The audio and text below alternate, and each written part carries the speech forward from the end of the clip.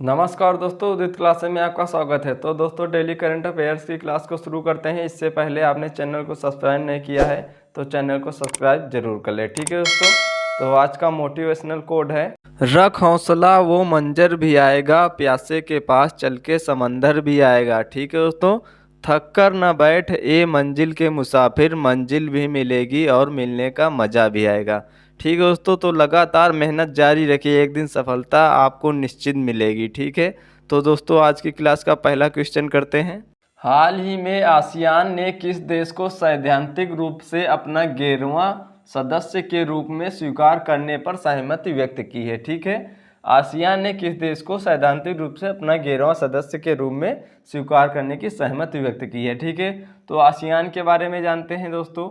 ASEAN, ठीक है दोस्तों, ये जो है आसियान का फुल फॉर्म क्या है, सबसे पहले ये हम जानेंगे।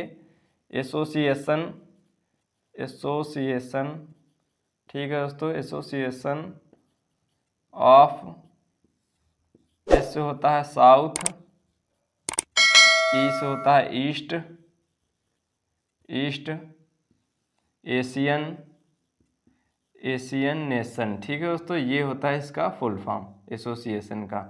ठीक है, एशियन का ये होता है full form association of south east Asian nation. ठीक है दोस्तों, और इसका पूछ दे इसका मुख्यालय कहाँ है? ठीक है, इसका हेडक्वार्टर आपसे पूछ दे कि आसियान का दोस्तों हेडक्वार्टर कहाँ है, तो इसका हेडक्वार्टर इंडोनेशिया, इंडोनेशिया, इंडोनेशिया में है। इंडोनेशिया में कहाँ पर दोस्तों? जकार्ता। ठीक है, जकार्ता में इसका हेडक्वार्टर है। और इसकी स्थापना कब हुई थी? स्थापना कब हुई थी इसकी दोस्तों? इसकी स्थापना 1967 को हुई थी। ठीक है, 1967 को इसकी स्थापना हुई थी।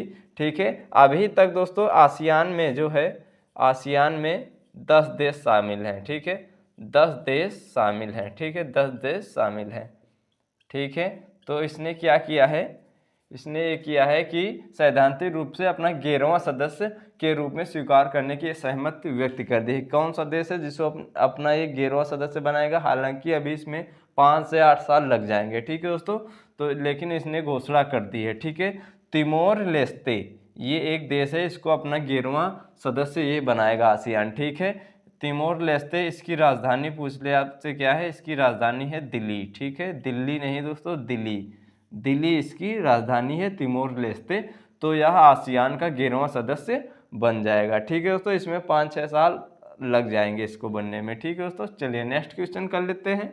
जनवरी 2023 में वाराणसी और किसके बीच दुनिया की सबसे लंबी नदी क्रूज सेवा शुरू होगी? ठीक है दोस्तों, जनवरी 2023 में यह शुरू होगी, वाराणसी और किसके बीच शुरू होगी? ठीक है, तो यह दोस्तों जो क्रूज सेवा है, वाराणसी, वाराणसी, वाराणसी और डिब्रूगढ़। ठीक है दोस्तों, डिब्रूगढ़, डिब्रूगढ़ ये पड़ता है आपका असम में। ठीक है, डिब्रूगढ़ असम के बीच यह सेवा शुरू होगी। ठीक है, के बीच यह सेवा शुरू होगी। ठीक है, यह सेवा शुरू होगी।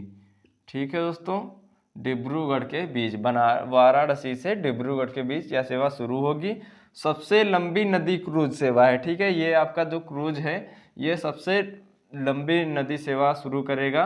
मतलब कि इसकी दूरी अगर आपसे पूछ ले, इसकी दूरी कितनी होगी दोस्तों? 3200 किलोमीटर की दूरी है। ठीक है, 3200 किलोमीटर की दूरी है वाराणसी से डिब्रूगढ़ असम के बीच। ठीक है दोस्तों, और इसमें कितना टाइम लगेगा इसको तय करने में? टाइम जो है 50 दिनों का टाइम होगा। ठीक है, 50 दिन का टाइम होगा। और इसमें कितने पर्यटक यानी कि कितने यात्री बैठेंगे? इसमें जो यात्री बैठेंगे दोस्तों 80। ठीक है, 80 पर्यटक इसमें बैठेंगे। ठीक है दोस्तों, तो यह कब शुरू होने वाले है? 10 जनवरी 2023 को यह शुरू होगी। ठीक, वाराणसी और डिब्रूगढ़ असम के बीच। ठीक है दोस्तों, चलिए नेक्स्ट क्वेश्चन कर लेते हैं। 14 नवंबर 2022 को किसे मेजर ध्यानचंद खेल रत्न पुरस्कार दिए जाने की घोषणा की गई है? ठीक है दोस्तों, तो किसे मेजर ध्यानचंद पुरस्कार दिए जाने की घोषणा की गई है? अभी बात करते हैं, पहले हम जान लेते हैं जो राष्ट्रीय खेल पुरस्कार हैं दोस्तों। राष्ट्रीय खेल रत्न पुरस्कार जो हैं, खेल रत्न पुरस्कार, इनकी घोषणा पहले जान लेते हैं कब होती है। तो इनकी घोषणा 14 नवंबर को होती है, ठीक है, 14 नवंबर को होती है, ठीक है, 14 नवंबर को होती है।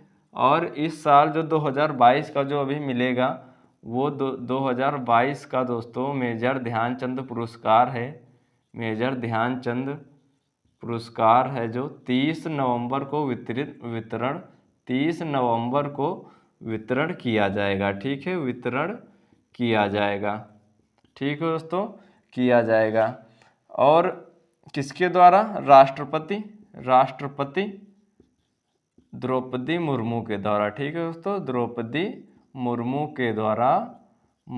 के द्वारा दोस्तों राष्ट्रीय खेल रत्न पुरस्कारों का वितरण किया जाएगा, ठीक है। अब बात कर लेते हैं मेजर ध्यानचंद पुरस्कार किसे मिला। तो ये दोस्तों आपके शरत कमल अचंता, ठीक है, शरत कमल अचंता ये जो हैं इन्होंने दोस्तों कॉमनवेल्थ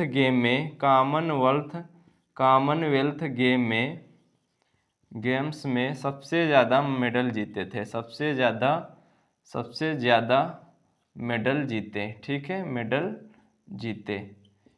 अगर पूछ दे शरत कमल अजंता किस खेल से संबंधित है, तो दोस्तों टेटी यानी कि टेबल टेनिस से इनका संबंध है, टेबल टेनिस, ठीक है, टेबल टेनिस से इनका संबंध है, ठीक है दोस्तों।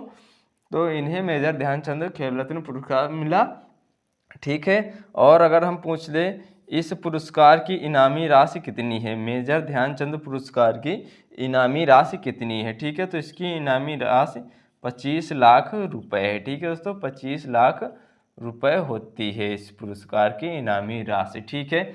तो इतने क्वेश्चन हमने कराए, इसमें से 5, 6, 7 क्वेश्चन जो बने हैं। पहला क्वेश्चन बना है कि इसकी घोषणा राष्ट्रीय खेल रत्न पुरस्कारों की घोषणा कब की जाती है, तो 14 नवंबर की जाती है, ठीक है।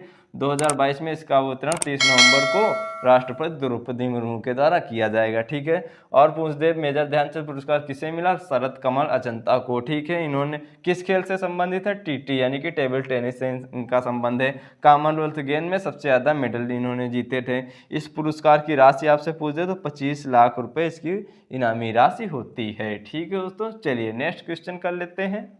15-16 नवंबर को पैन इंडिया तटीय रक्षा अभ्यास सी विजिल, ठीक है, सी विजिल 22 का कौन सा संस्करण आयोजित होगा, ठीक है दोस्तों।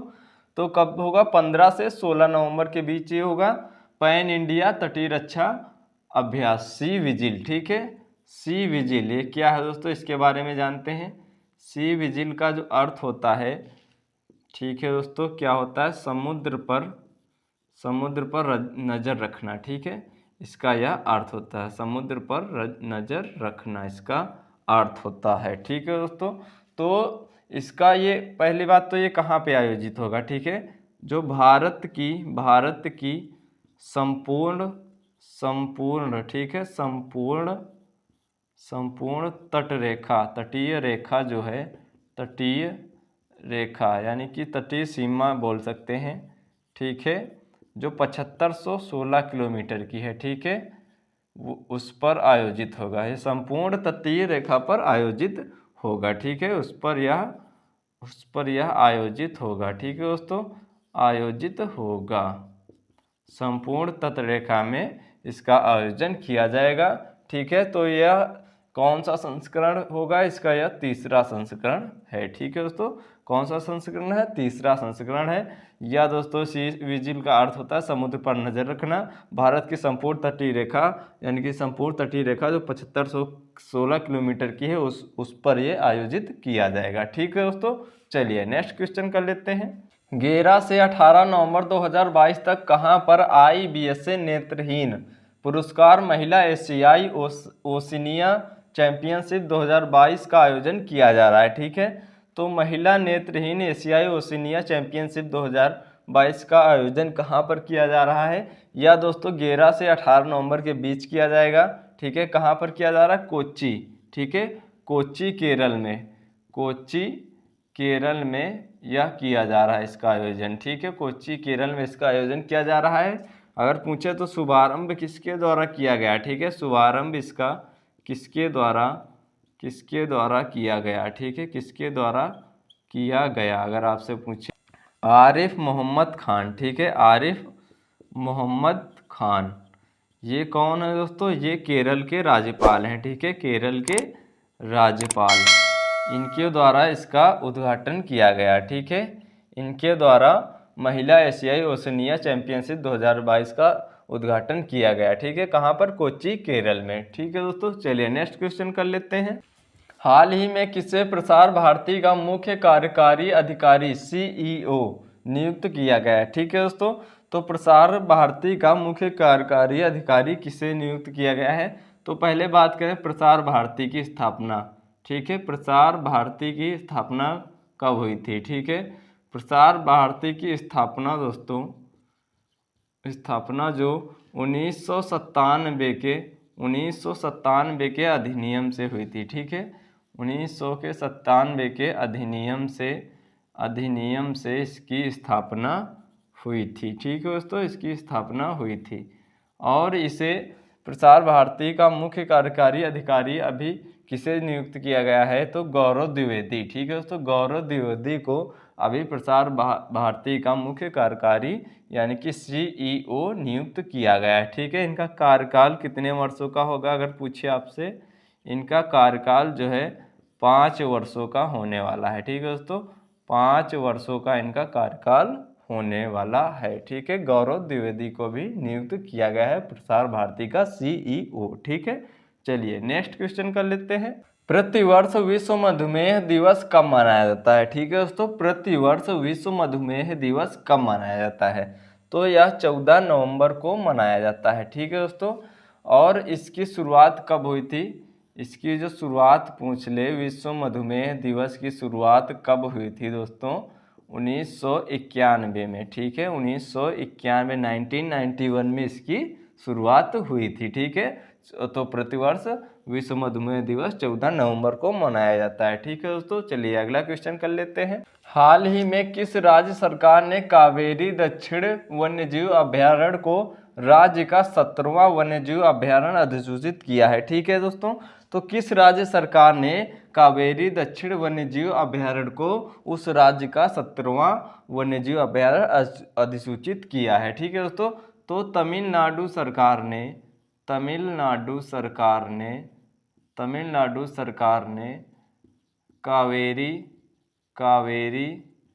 वन्यजीव अभयारण्य को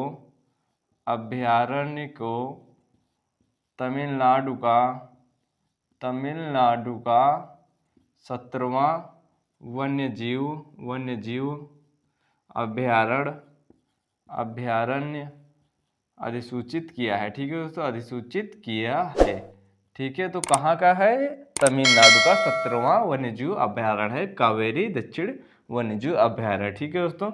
और पूछ दे वन्यजीव संरक्षण अधिनियम कब आया था, ठीक है। वन्यजीव संरक्षण अधिनियम कब पारित हुआ था? वन्यजीव संरक्षण अधिनियम जो था, अधिनियम कब पारित हुआ था, ठीक है दोस्तों। तो ये 1972 में पारित हुआ था, ठीक है दोस्तों, पारित हुआ था, ठीक है, याद रखिएगा। चलिए, तो तमिलनाडु में कावेरी दक्षिण वन्यजीव अभयारण्य को राज्य का 17वां वन्यजीव अभयारण्य अधिसूचित किया गया है तमिलनाडु में, ठीक है दोस्तों। चलिए नेक्स्ट क्वेश्चन करते हैं। हाल ही में किसे गूगल फॉर डूडल 2022 प्रतियोगिता का विजेता घोषित किया गया है, ठीक है।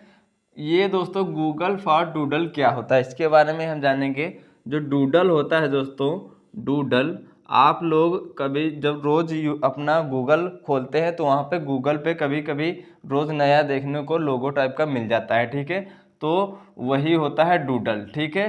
तो डूडल, गूगल फॉर डूडल 2022 प्रतियोगिता का विजेता किसे घोषित किया गया? श्लोक मुखर्जी ने इस प्रतियोगिता को जीता है, ठीक है दोस्तों। उनका डूडल ये रहा, ये है उनका डूडल, ठीक है। इन्होंने किस विषय पर डूडल बनाया है? इनके डूडल का विषय क्या है? आपसे ये पूछ सकता है कि जो श्लोक मुखर्जी को गूगल फॉर डूडल की प्रतियोगिता का विजेता घोषित किया गया है, इनके डूडल का विषय क्या है, ठीक है। तो इनके डूडल का विषय है दोस्तों, इनके डूडल का विषय है 25 वर्ष बाद अपना भारत, ठीक है दोस्तों, अपना भारत, ये इनके डूडल का विषय है, ठीक है दोस्तों। और ये श्लोक मुखर्जी कहाँ के रहने वाले हैं? ये दोस्तों कोलकाता के रहने वाले हैं, ठीक है। ध्यान रखिएगा, ये कोलकाता के रहने वाले हैं। ठीक है दोस्तों, चलिए नेक्स्ट क्वेश्चन कर लेते हैं। हाल ही में प्रख्यात विद्वान आर.एल. कश्यप का निधन हो गया है, वो थे, ठीक है, उनका संबंध किससे था? ठीक है, चिकित्सक थे, खिलाड़ी थे, राजनेता थे या गणितज्ञ थे?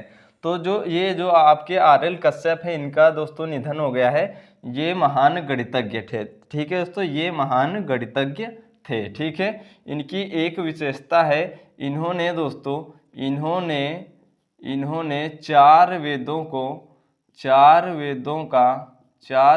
का अंग्रेजी में अनुवाद किया है। ठीक है, अनुवाद किया है। ठीक है, अनुवाद किया है। और ये दोस्तों अंग्रेजी में चार वेदों का अंग्रेजी में अनुवाद करने वाले ये विश्व के पहले व्यक्ति हैं। ठीक है दोस्तों, पहले व्यक्ति हैं, चार वेदों का अंग्रेजी में अनुवाद करने वाले विश्व के पहले व्यक्ति हैं आर.एल. कश्यप जी। ठीक है दोस्तों, और इन्हें 2021 में पद्मश्री पुरस्कार मिल चुका है। ठीक है दोस्तों, पुरस्कार मिल चुका है। ठीक है दोस्तों, तो इनका हाल ही में निधन हो गया है। ये महान गणितज्ञ थे। ठीक है दोस्तों, ये है आपके आर.एल. कश्यप। इन्होंने चार वेदों का अंग्रेजी में अनुवाद किया है और ये विश्व के पहले व्यक्ति हैं जिन्होंने चार वेदों का अंग्रेजी में अनुवाद किया है। इन्हें 2021 में पद्मश्री पुरस्कार मिल चुका है और ये महान गणितज्ञ थे। ठीक है दोस्तों, तो आज की क्लास को यहीं पे समाप्त करते हैं और करंट अफेयर्स की क्लास लेने के लिए चैनल को सब्सक्राइब करें, दोस्तों के साथ शेयर करें और उनसे भी सब्सक्राइब करवाइए। ठीक है दोस्तों, धन्यवाद।